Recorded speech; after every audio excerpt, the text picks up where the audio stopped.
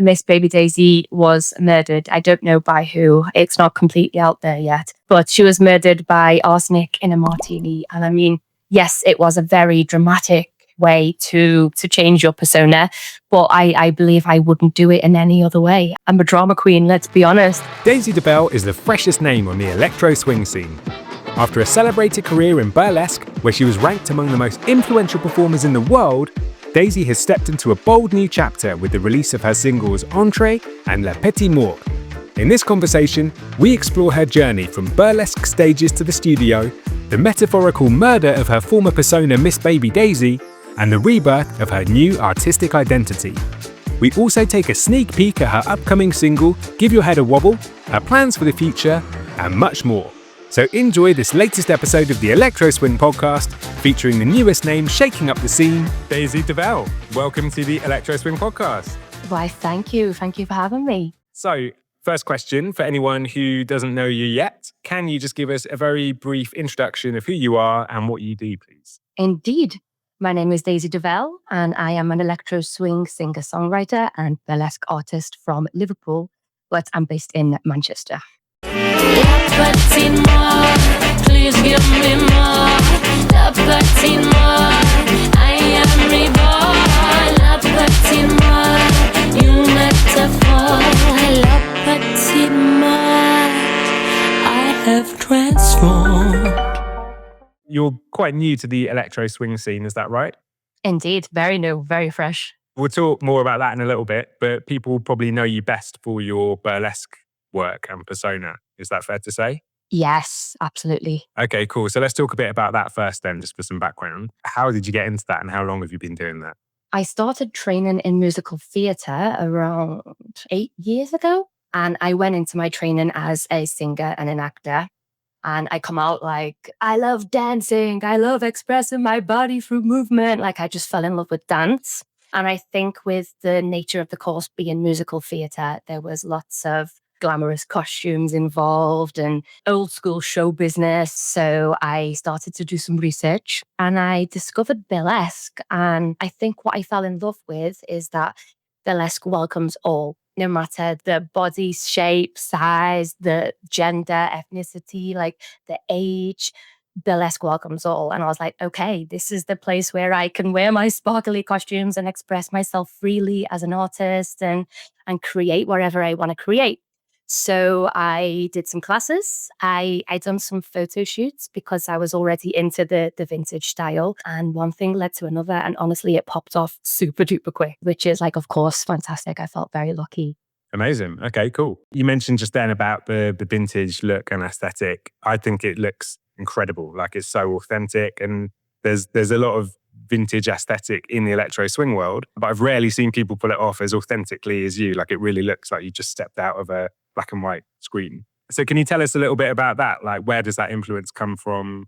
Again, show business, like everything just stems around that. So I think the first inspirations was from movies, from the old MGM musicals, from the golden age of time, you know, the 30s, 40s and 50s. And I fell in love with Betty Grable, Marlene Dietrich, Marilyn Monroe, you know, all the classics.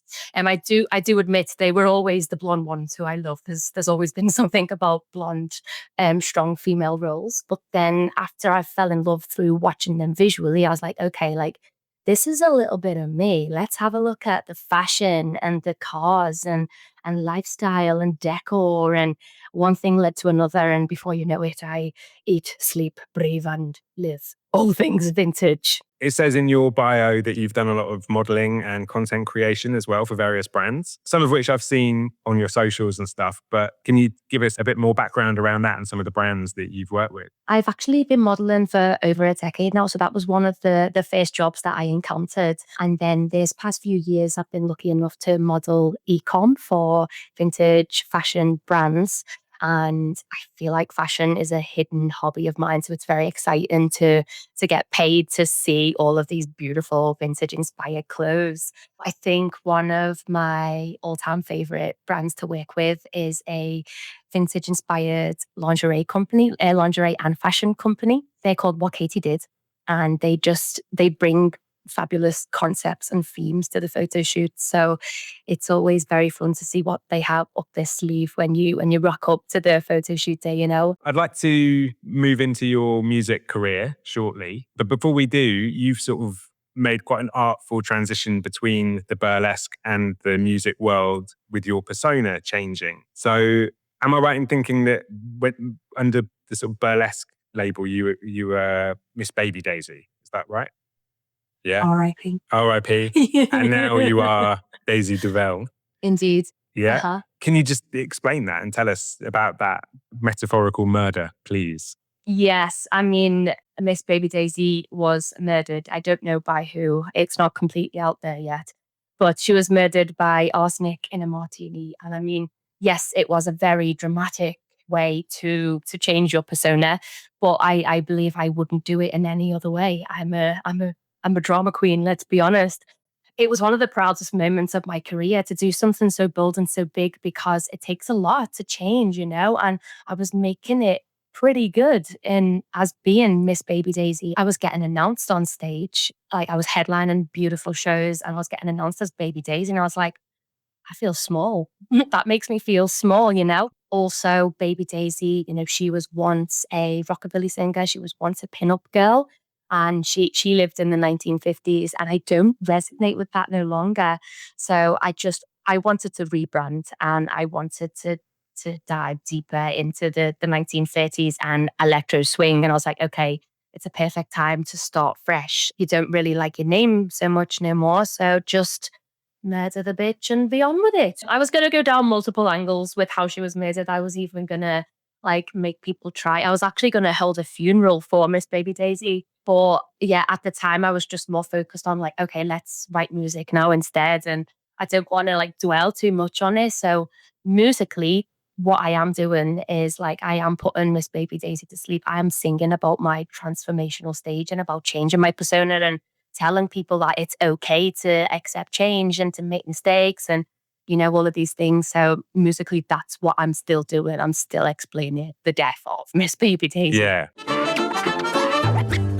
So let's move into the music section then now. So Miss Baby Daisy is officially dead, R.I.P. And Daisy DeVell is your new music persona. So can you tell us a little bit about this character, this shift, and just a bit of anything you want to say to kind of introduce that? Yeah, absolutely. Like I mentioned before, Daisy DeVell, she's sharing her story on how I've transformed and how I've rebirthed myself, and the music that I am creating, it's just the story on how I done that, and hopefully I can inspire listeners of all ages, calibers, you know, all of these different things, that it's okay to also change and make mistakes and to rebrand and to do these things. Also, I mean, Miss Baby Daisy as well, she actually used to do songwriting and she had rockabilly music. I used to do rockabilly singing. I went on tour with a Germany rockabilly band called Firebirds. And actually, when I first started to release music, it was swing hop style. I was dressed as a pinup. So I was like, I have to release rockabilly music because I'm dressed as a pinup. And then it was just me taking time to reflect. And it was actually just looking at my Instagram and seeing the burlesque Daisy, which was like the 1930s glamorous, sparkly vaudeville style. And then the pinup, which was the 50s rockabilly. And I was like, these two people don't belong together. That just doesn't make sense. You know, that the girl needs to live in the same era. So that's another reason why I got rid of like the rockabilly style and music.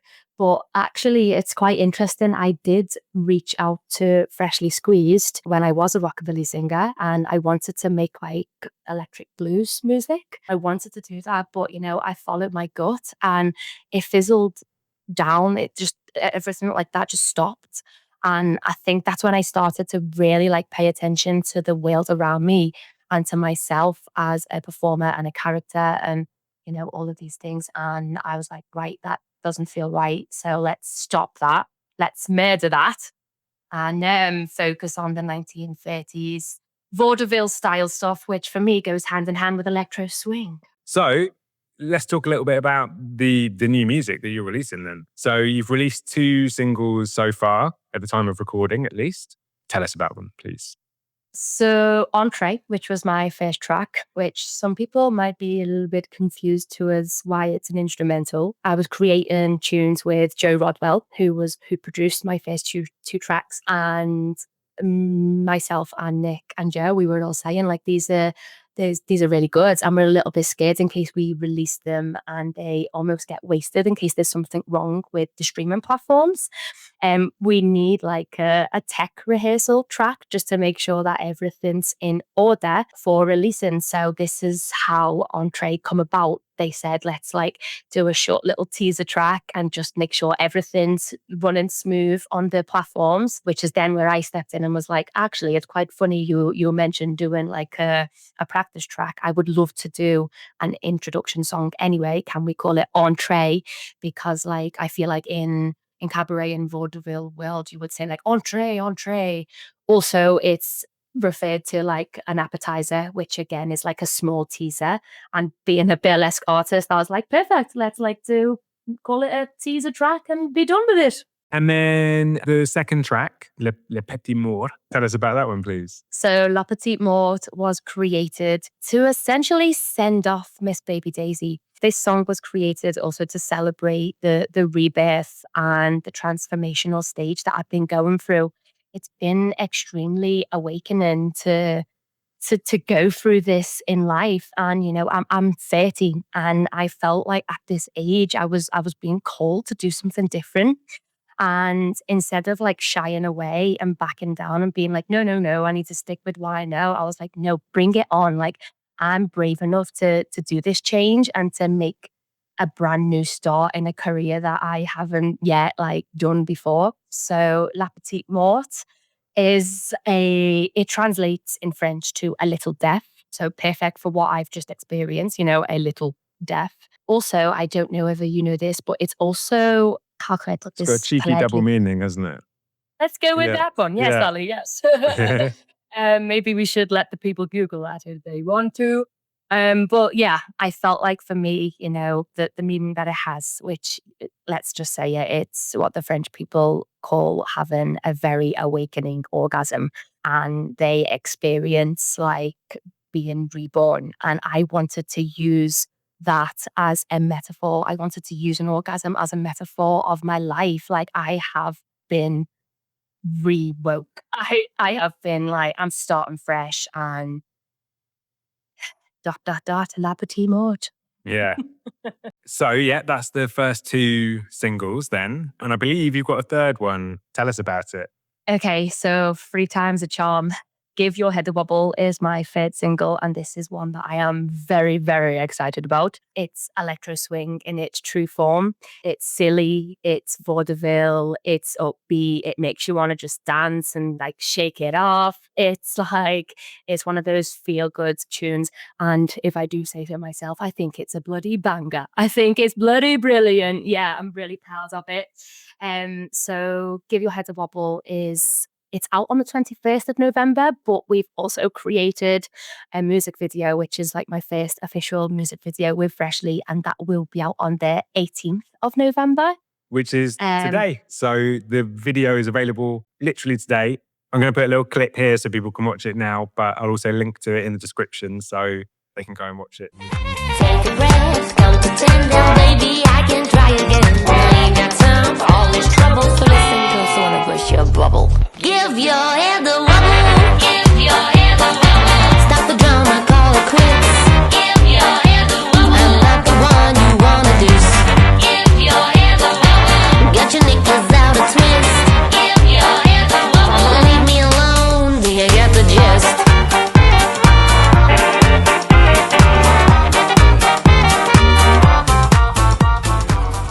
So that was a little sneak preview of Give Your Head a Wobble, which is out today.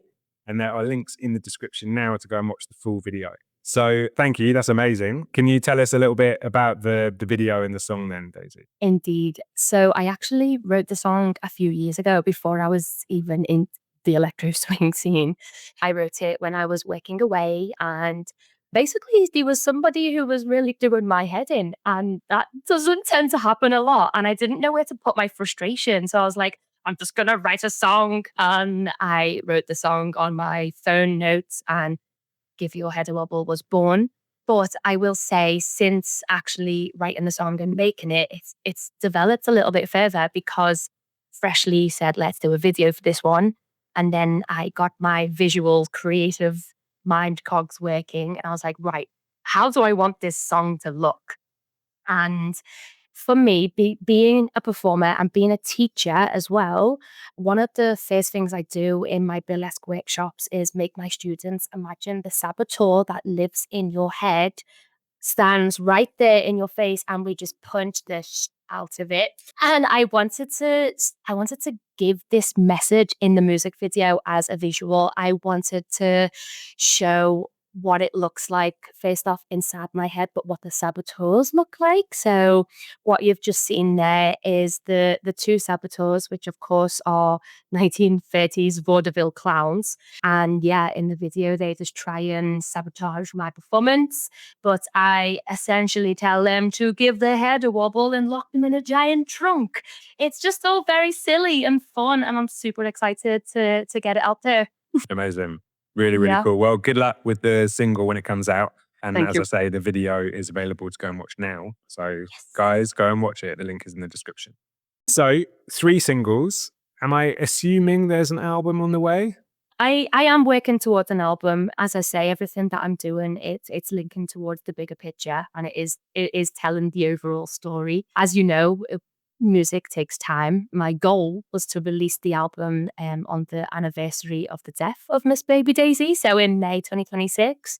But right now, I'm just focusing on the singles, and I'm focusing on having like a backlog of music. So I've always got something to release, and then yeah, it's all going towards that bigger picture. So I want to reveal every little secret and nook and cranny towards Daisy DeVell, because Daisy DeVell is actually my real name. It's spelled a little bit different, DeVell, just because of, the creeps online. But I truly feel like a split balance in life. So Daisy is like the real version of me, which, is the gal who rocks around with no makeup and is a witch and a hippie, and like she talks to herbs. And I want that to shine in my music. Like I want the real me to like give the story of how I become DeVell, which is then the dramatic, like bad bitchery side to me. I really like the good split, and I want that to show. I want to have the balance. I want to have it all. So let's talk more broadly about electro swing as a genre. What are your current thoughts about electro swing as a scene/genre? I am feeling the vibes that it is a very close-knit family scene, which I must admit I am extremely grateful for, because so is cabaret and burlesque. So I feel right at home straight away. And it's something that like works well for me, having that support from your peers and people who are also in the scene, like it means a lot. So for the electro swing scene to have this like really supportive network, I'm like, that's the one for me. And especially for someone starting brand new and fresh, it's nice to know that people are actually going to be friendly and supportive. It Yeah. feels good. Nice. Okay. Is there anything you would change about the scene as it currently stands? I would love to involve more live entertainment within the scene. Unfortunately, right now, I mean, I don't know how you stand on this, like with music and whatever, but in the burlesque and cabaret scene, venues and live entertainment, it's struggling out there. Venues are closing down. People cannot afford to go out. People can't afford to buy tickets. So producers are having to cancel shows, which is leaving venues to close down. And it's a terrifying thing. I'm a full-time entertainer. I don't have a job. I don't have a part-time job. I ain't working for no man. I don't like that idea. So for me, I'm like, can we just please keep live entertainment out there? So I would love to see more live music concerts, especially with electro swing. Also, especially in the Northwest as well, That'd be awesome. Yeah, definitely. What do you think the future looks like for the genre? I think it looks promising. I think everyone loves the golden age, right? There's something about it that just feels truly special. And luckily for us, it bonds well with the electro swing. genre. So even though it's looking to be very scary out there and it looks like we're going to be living with AI robots very, very soon, I think people are also really always going to want to escape, and hopefully they want to escape into live entertainment. So let's move on to the quickfire round. What is one thing in your either burlesque career or music career that you are most proud of so far? Being nominated as number 24 in the world, most influential in burlesque, which then got me ranked as number 3 in the UK. And even though I'm not about like numbers, it was at the same time, in the same sentence, also very, very lovely to receive that recognition. And like, I just felt like my art was seen, and it was quite a moment. Yeah. And conversely, what would you say one of the biggest challenges you've had so far is? I actually think that I'm living through the challenge right now, just in the sense of murdering Baby Daisy and essentially murdering my burlesque career, even though I never wanted to. I'm going through that transformational stage right now, and I'm starting in the industry from square one. So it's quite scary. And it's challenging in the sense of like taking less burlesque bookings to stay at home and write music. But I'm feeling it's the right move to make. So I'm sticking by my guns. Yeah. If you could go back in time to any point in your career and give yourself a little piece of advice, when would that be and what would it be? The advice would be to go and make mistakes, because how else are you going to learn about who you are and what you want to be and what you want to do?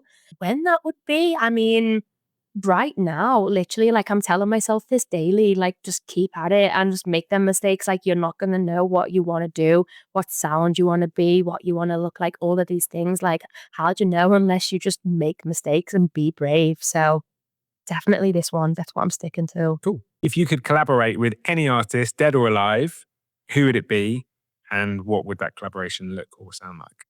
If it was a dead person, it would 100% be Cab Calloway or Louis Armstrong. Someone with like a really dramatic, rustic voice to kind of balance my less dramatic, rustic voice. Someone who we can like get down and have a good time with. But alive, like, honestly, I am open ears. I'm eager to make music right now. I'm ready to go. And like Nick says from Freshly, he's like, you're ready to make some noise. Like you're eager to do it. I'm eager to hear if anyone wants to collaborate with me. Come at me. I'm open ears. Any final words for your fans? Anything you'd like to say?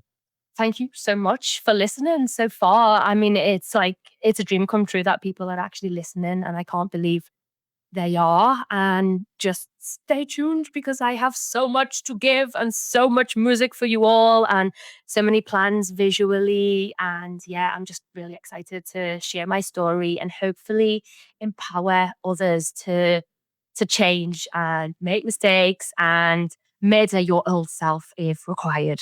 Yeah. Cool. Okay, wicked. Well, thank you very much for your time. It's been lovely to chat to you and get to know you. And I wish you all the best. Thank you for having me. Yeah, nice one. You're welcome. I wish you all the best with your new musical self and with all your upcoming projects. Why, thank you ever so much. So that was the latest episode of the Electro Swing Podcast, brought to you by Electro Swing Thing and hosted by me, Offbeat. If you want to find out more about our guest, links to their music and socials can be found in the description. And if you want to follow us, please do so at Electro Swing Podcast on all major platforms. And if you want to get a heads up about upcoming guests and a chance to ask your questions, then sign up at electroswingpodcast.com. I'll be back in another couple of weeks with my next guest, and thank you very much for tuning in.